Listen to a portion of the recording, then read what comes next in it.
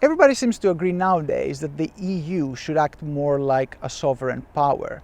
But what does the buzzword European sovereignty mean? And how should European conservatives and Christian Democrats think about a sovereign Europe?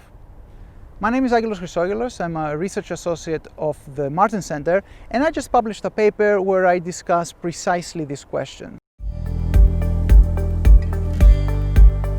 It is true that the idea of European sovereignty is slightly awkward for the European centre-right. If it agrees that Europe has to be more integrated internally and more united as a foreign policy actor, how is that different to what the centre-left, progressive, socialist and Greens are putting forward about the idea of a sovereign Europe?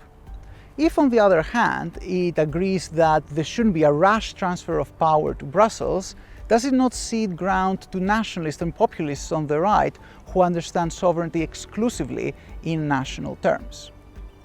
In my paper, I look back at history to say that this is a false dilemma. Conservatives historically have actually been pretty comfortable with cooperation between political units and transferring powers to a political center if there was a practical need for that. Contrary to nationalists and populists, conservatives are not reactionaries. They are not automatically opposed to any cooperation and any centralization, as long as it takes place in a piecemeal fashion and it responds to practical needs. On the other hand, the progressive socialist way of more Europe is not the only way to bring about European sovereignty. On the center-left, socialists, Greens, progressives and some liberals tend to see Europe and the nation-state engaged in a zero-sum game. If the one strengthens, the other has to weaken. And the European center-right has to say that this is not necessarily so.